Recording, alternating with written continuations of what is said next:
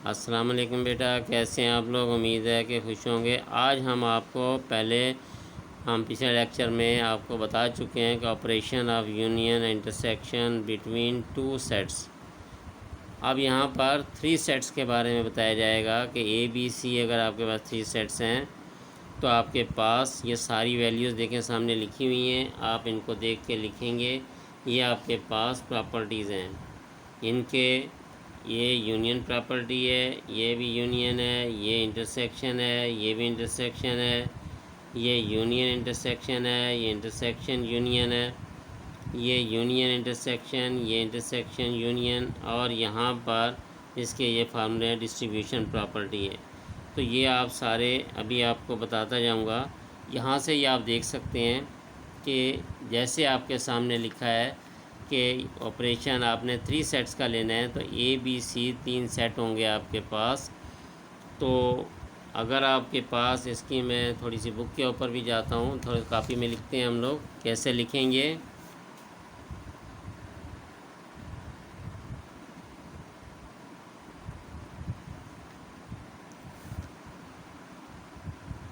Set का chapter 1 है operation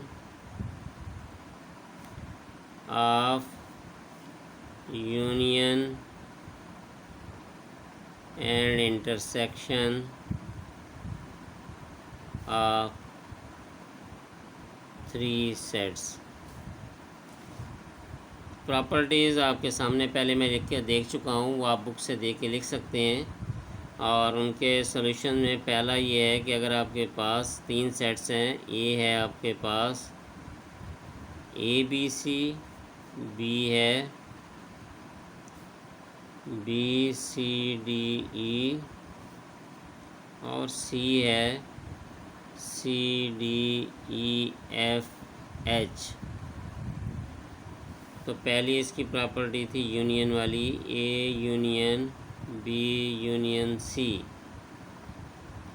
याद रखें, इसको इकट्ठा कभी नहीं लिखेंगे, पहले बी यूनियन सी सॉल्व करेंगे। बी यूनियन सी की वैल्यू है B C D E union C D E F H. तो यूनियन में आपको पता है तमाम एलिमेंट इकट्ठे लिखे जाते हैं, ये रिपीट नहीं किए जाते। B C D E F and H, ये आ गया बी यूनियन सी। अब लेंगे A union B union C, तो ए की वैल्यू क्या है ए बी सी यूनियन, ये सारी वैल्यू लिखेंगे क्या है B C D E F H. तो इकट्ठा करके लिखेंगे A B C D E F and H. तो ये आपके पास A union B union C आ गया। ये आपके पास फर्स्ट प्रॉपर्टी है जो यूनियन की है ऑफ थ्री सेट्स। इसी तरह अगर इन्हीं वैल्यूज़ में हम A intersection B intersection C लें तो ये हमारे पास क्या बन जाता है, ये हमारी इंटरसेक्शन प्रॉपर्टी है। तो पहले हम बी इंटरसेक्शन सी लेंगे, बी की value B C D E intersection, C की वैल्यू है C D E F H. Intersection में मैच वाले रखे जाते हैं, तो क्या है सी ई डी, क्या बन जाएगा सी डी ई। साथ में अगर हम लेते हैं A intersection B intersection C, तो पहले ए की वैल्यू लेंगे ए बी सी, फिर intersection C D E. Match कौन सा कर रहा है सी ओनली, तो इसकी वैल्यू सी आ गई। बहुत आसान प्रॉपर्टीज़ हैं।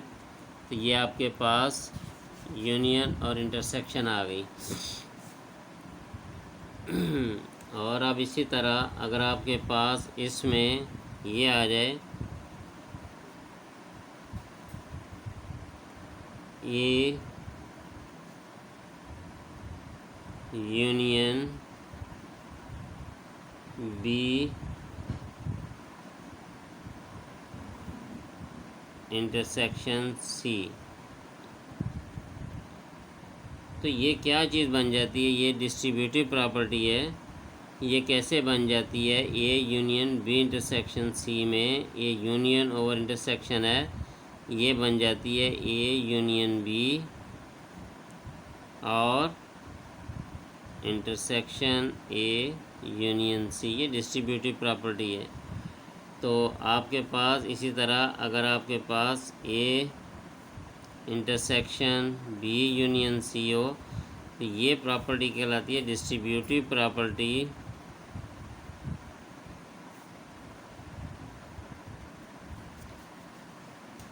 Distributive property of union over intersection. और ये इसमें देखें A intersection B union A intersection C, तो ये बन जाएगी डिस्ट्रीब्यूटिव प्रॉपर्टी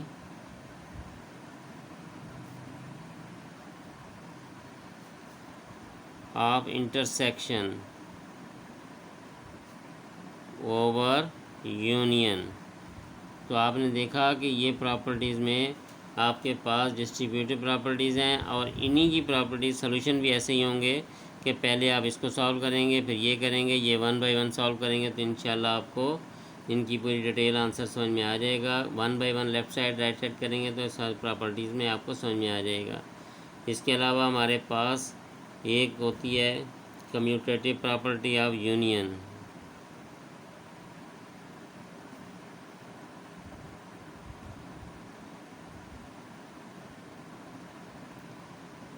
तो इसको लिखेंगे A union B is equal to B union A, यानी कि ये दोनों इक्वल आने चाहिए। इसी तरह कम्यूटेटिव प्रॉपर्टी ऑफ इंटरसेक्शन हो, ये प्रॉपर्टी याद रखनी है आपने, पेपर में बगैर बताए आती हैं, तो ये सारी आपको ज़ुबानी याद होनी चाहिए। ये इंटरसेक्शन, ये यूनियन की है, ये इंटरसेक्शन की है। और इसी तरह आपके पास एसोसिएटिव प्रॉपर्टी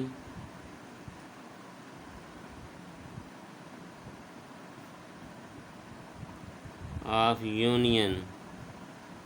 तो एसोसिएटिव प्रॉपर्टी में क्या होती है? A union B union C is equal to A union B union C. पहले ये इधर इधर दोनों तरफ जब चाहें लिख लें आप। इसी तरह इंटरसेक्शन की क्या होगी? A intersection B intersection C, तो क्या बन जाएगा? A intersection B intersection C. ये इधर या इधर कहीं भी आप लिख सकते हैं, इसमें कोई वो मसला नहीं है। तो ये सारी प्रॉपर्टीज़ हैं, इनको सॉल्यूशन वही यूनियन इंटरसेक्शन से ही है, इसलिए मैंने सॉल्व नहीं किया है। बाकी ये 3 सेट्स की हैं, A union B union C निकाल दिया, इंटरसेक्शन निकाल दिया, वही यहाँ पे आप रख के उसी तरह से सॉल्व कर सकते हैं। आगे आपके पास एक्सरसाइज में भी क्वेश्चन आएंगे। तो उम्मीद है कि आज का लेक्चर आपको पसंद आया होगा, समझ गए होंगे। और लास्ट में हमारे पास इसी में मैं आगे आपको इसी का लिख देता हूँ, हमारे पास डी मॉर्गन लॉ होता है।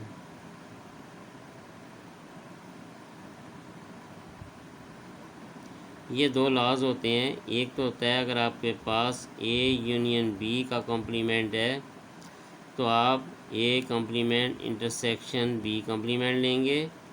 और अगर आपके पास दूसरा लॉ है, अगर आपके पास यूनियन पूरे के अंदर लहदा करेंगे तो ये A intersection B whole complement आ जाएगा। तो ये 2 लॉज हैं डी मॉर्गन लॉज, जिनको आपको नहीं भी बताया जाता लेकिन आपको पता होना चाहिए। सॉल्यूशन वही है, A union B A intersection B. कैसे आपने करना है, ये जो आपके पास कॉम्प्लीमेंट आए हैं ये हम इंशाल्लाह आपको नेक्स्ट लेक्चर में बताएंगे। उम्मीद है कि आपको समझ में आ गया होगा और आप इस चीज़ को गौर से देखते हुए सॉल्यूशन निकालेंगे और आगे चलने की कोशिश करेंगे। उम्मीद है आज का लेक्चर आपको समझ में आ गया होगा। चैनल को सब्सक्राइब करना मत भूलें, बेल आइकॉन प्रेस कर दें, लाइक का बटन प्रेस कर दें। प्रोफेसर साजिद को इजाज़त दीजिए। अल्लाह हाफिज़।